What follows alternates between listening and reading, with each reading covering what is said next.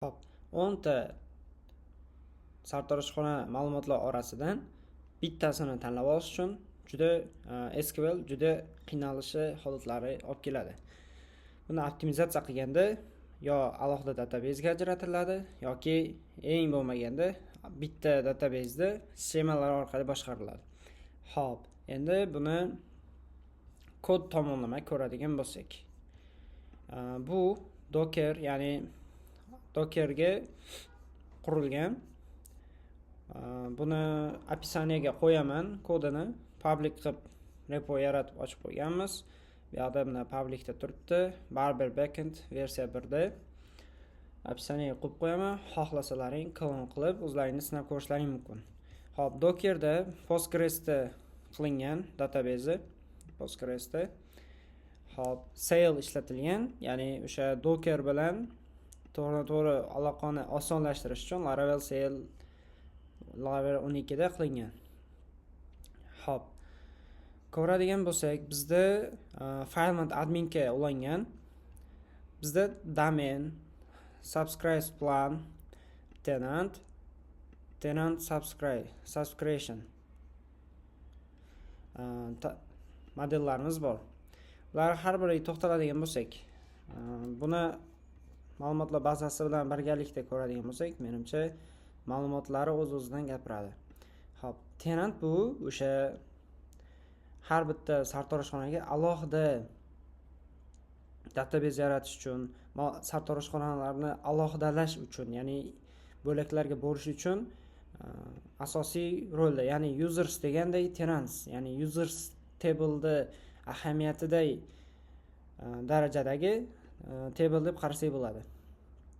Ya'ni bir user alohida bir actionda bo'ladigan bo'lsa, tenant ham xuddi shunday.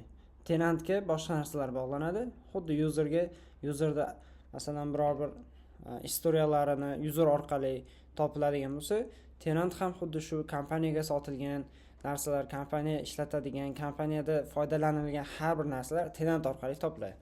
Hop, bu yerda nimalar bor? Bu yerda shunchaki tenantda name bor, oylik to'lovi yozilgan, tenantning hozirgi balansi. Ya'ni o'sha biror bir sartaroshxonaga proyektni sotganimizda oylik to'lovga yoqib beradigan bo'lsak, oylik to'lovini kiritamiz. Masalan, 200 ming to'laydi oyligi. Uni hozirgi holatdagi balansi bu yerda yozilgan. Tenant subscriptions, ya'ni tenantdagi o'sha obunalar, tenantdagi to'lovlar har bittasi mana shu yerda yozilib ketadi. Tenant ID o'sha tenantga bog'langan. Bu yoqda har to'lov to'langanda start date va end date yozilib ketadi, ya'ni 1 oylik. Masalan, bugun 29-sentyabr kuni mana bu tenant ID 3 ga teng bo'lgan. Ya'ni bu yerdan ko'rsak, mana bu barber to'lov qilgan bo'lsa, uni bugungi 29-sentyabrdan 29-oktyabrgacha oylik to'lovi to'langanligi haqida, ya'ni boshi va oxirini hisoblovchi kolumnlar. Bu yoqda status aktiv, ya'ni to'langan, payment method free, hozircha tekin. Bu hali bir haftalik tekin muddatda ishlayapti. Undan tashqari plan type o'sha trial, ya'ni plan type boshidagi bonus orqali yoqiladigan to'lov muddati. Hop, bu yoqda yana ko'rishimiz mumkin. Masalan, bu yoqda to'langanlar payment metodi cash bo'ladi. O'sha oylik to'lovga o'tganlar ular. Hop, yana bizda asosiy table'larimizdan domains table. Domains table bu yerda tenantga bog'langan bo'ladi. Masalan, boya muslidan emas, mana barber 3 ni ko'radigan bo'lsak, hozirgi mana bu 3-chi tenantimiz. Bu o'sha ID'si 3, bu yoqda domains, mana shu tenant ID 3 ga bog'langani. Bu yerda unique domain bo'ladi.